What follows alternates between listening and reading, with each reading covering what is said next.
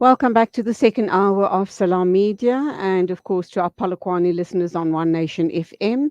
We are now going to be talking with a security journalist based in Malawi. He is Ephraim Mkali Banda. Very good morning to you. Welcome to the program. And may I ask the question, what is a security journalist? Well, actually, that's great. A security journalist is a journalist who is specified in reporting issues of security, issues of war, and the calamities that are happening in the different countries. So that's how me I am. I'm a specialized journalist specialized into security issues. Okay, we hear that Malawi's president, Lazarus Chakwera, has come under fire for keeping secret his government's decision to send about 221 young people to work on farms in Israel. And we understand that this is a security, or this is a deal, a labor deal, which is allowing your country to export. Uh, to export your young people to various other countries, including Israel. And it's a way of creating jobs for the youth and, of course, generating foreign exchange. But I think the question on humanitarian principles is why to Israel of all places?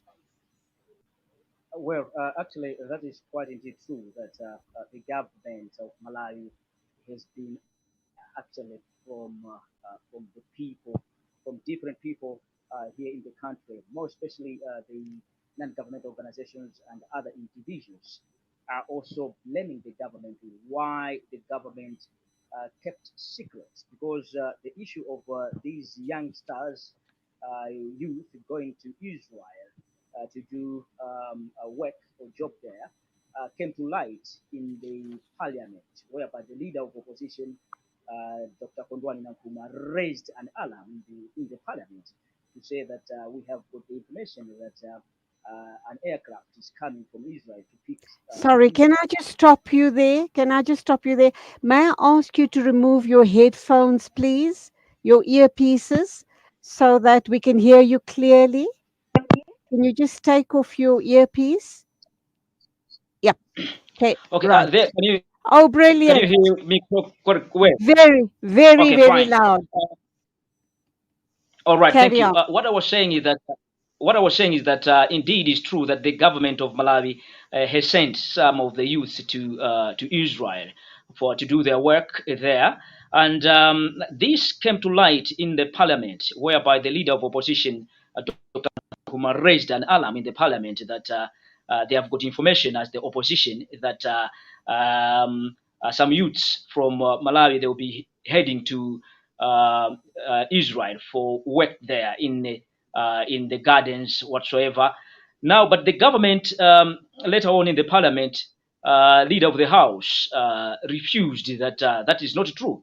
Later on, we saw the aircraft from Israel jetting or landing in the capital city Lilongwe, where it's when now the government came it clear to say no. Yes, there is this process that some youths will be going to Israel. So people are not blaming the government for the sake of that for sending these youth to Israel. No, but they are blaming why it was so secret, why the government was secret, why the government did not announce, did not publicize it that there will be a plane coming, there will be some youths who will be going outside of the country to Israel. But this has been a normal issue.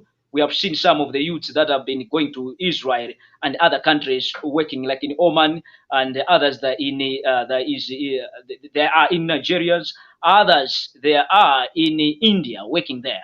So it's not a new thing, but what people are blaming the government of President Dr. Lazarus Chakwera, is how the government kept this thing as a secret.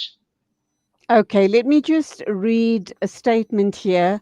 The opposition party is suggesting that the government went very secretly into such an agreement with the Israeli companies when it was fully aware, and this is the kicker, when it was fully aware there is a war that is going on in that country, and no sane parent or person would send their child to work in a country that is at war. Why did your government then decide to go ahead with this situation? They could have sent these 200 odd youth anywhere else in the world to seek employment. I've been speaking with the social activist a little earlier on the show, and I raised this issue. What he indicated, which made a lot of sense, was that the issue in Malawi is quite dire, the economic situation, and the government is sending youth all around the world for employment purposes, and to bring back or send back money into Malawi so it can get its economy turning again. So we get that, we understand there's high levels of poverty, but why to Israel? Why to a situation that is at war, and why undermine the Palestinian cause? Yeah, I think that is very true what you are saying. But as in the perspective as a security journalist here, let me take this issue in this way that uh, um, in any circumstance whereby like the government of Malawi, the way it has done, sending these youth to Israel, whereby we understand that Israel is at a war with the Palestina. Now, it is a reckless. Let me say it clearly here. It is reckless. The government here has not thought it wise, because you cannot send youths to work to a country whereby there is a war. We don't do it in that way, in that perspective. Though the government is backing itself that the areas where these youths are going to work there is no war in that area, the areas where they are working.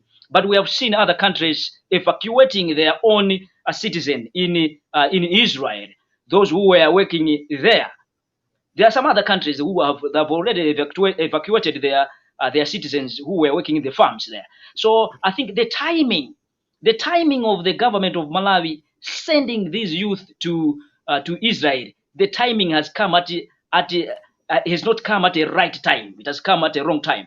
Unless maybe they could have waited until this issue, the misunderstanding or the war between Israel and Palestine with the Hamas is over. Now that one could make sense, but people are complaining much to say why the government of Malawi has sent the youths to Israel, whereby we understand that Israel is at a war with the Palestine. Though the Minister of Actually, Information, can I just correct that Israel is not at war with the Palestinians? Israel is committing a genocide against the Palestinian people. That's my personal view. You may, want to differ. I'm going to share something else with you, and I'd like you to please respond to that. And this is another very sad situation. The Israeli Agriculture Ministry is on record as having said that between 30,000 and 40,000 workers, workers have left the country's farms that's in Israel. So, and half whom are Palestinians, they are now being barred from entering Israel from the occupied West Bank since the October 7 attacks. So the majority of the workers on these Israeli farms were Palestinians and some of the Israelis' own people. Their young people have fled or have gone into safety, and the Palestinians that used to work the land are barred from coming in to work the land, to work the farms. Thus, the Israelis are now importing African laborers from obviously Malawi and other such places. And I think that is really a crying shame. I don't know what's your stance on that situation. yeah, in fact, it's a worrisome situation actually. What is happening there? We really need to condemn what actually is happening there. I myself, I was in Gaza. I was in Gaza as a security journalist. Oh, I just arrived back home here sure. some weeks ago. So I saw it myself there, how things are happening. and it is we really need to condemn this, and we really need to see peace. And this is what we have been always saying, that African countries, they need to have a stand. So the problem of these African countries, the leaders of African countries, they are always abide by those Western, I may say in that way, Western rulers, because of the Westerns. They take advantage over the economic hardship of the country, of Africans, and then they take that as an advantage, whereby they can do whatever they do. But in my stand, it is wrong. It is wrong, and it's a wrong situation that the government of Malawi has done, sending youths to Israel, whereby we see actually as of now that there is no peace actually at point in this time. And we have heard so many times some of the leaders in Israel, the leaders in Israel, condemning, saying that black people, they are like monkeys. They've been Yes, issuing absolutely, that absolutely. expression. And then we They've been run to them when they open up their doors for supposed employment opportunities. Let me wrap up by reading one more paragraph to you, and you can just give me a short, sharp answer. uh, what the government of Malawi is saying is that this program will benefit both individuals and the nation of Malawi, obviously. A portion of the wages of these people the Malawians that are going to work on Israeli farms, will cover the laborers' living costs in Israel, while the remainder will be remitted to personal accounts in Malawi to boost foreign exchange. So it's all about the money, but no thought is being given to those young people going to work in possibly a very dangerous situation, and possibly being terribly segregated because the Israelis believe that they are superior to black people. So you kind of wonder what conditions are those people going to work under. I'll leave you to give us closing comments on the story. Over to you. Yeah, I disagree actually a little bit. I disagree with the government of Malawi to say that it will boost the foreign economy of Malawi just by sending those youths to there to Israel. That is not true. If they talk about the foreign currency, the foreign currency cannot cannot be here just because of those youths that have gone there. No, it's the government needs if they need foreign currency. Malawi is not an exporting country. It doesn't export. They're always importing. So you can't have the foreign currency whereby you always export. You always export.